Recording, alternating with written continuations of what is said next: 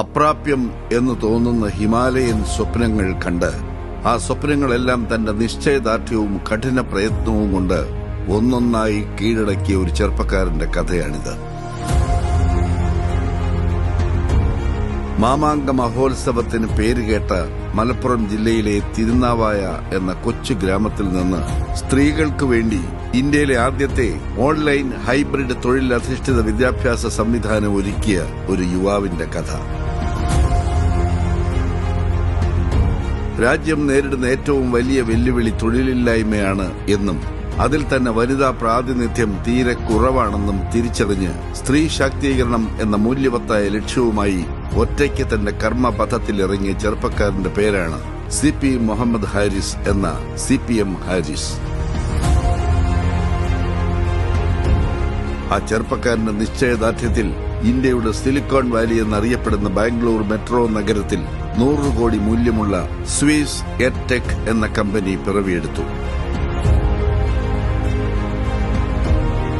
2010 കൊച്ചിയിൽ നിന്നും 4 വിദ്യാർത്ഥികളുമായി തുടങ്ങിയ സംരംഭം 1.5 പതിറ്റാണ്ടിന്റെ പ്രയാണത്തിനൊടുവിൽ തിരിഞ്ഞു നോക്കുമ്പോൾ അഭിമാനത്തിന്റെ കൊടുമുടിയിലാണ്.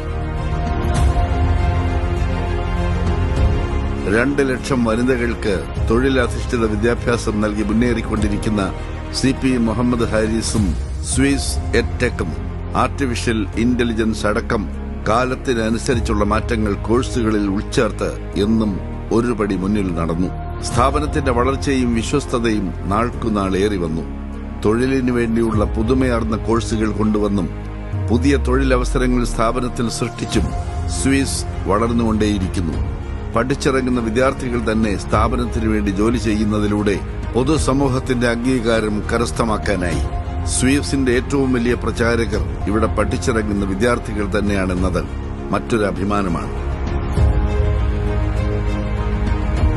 മലയാള ചലച്ചിത്ര മേഖലയിലെ ഏറ്റവും വലിയ താരസംഘടനയായ അമ്മയുടെ പ്രഥമ വനിതാ പ്രസിഡന്റ് ശ്വേത മേനോൻ സ്വിസ് എഡ്ടെക്കിന്റെ ബ്രാൻഡ് അംബാസഡറായി വന്നതോടെ കമ്പനിയുടെ മൂല്യമേറി.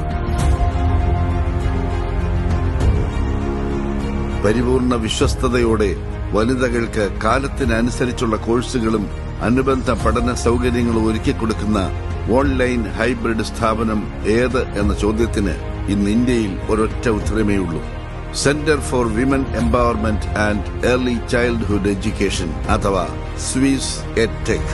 We can learn together with Swiss EdTech, empowering the youth.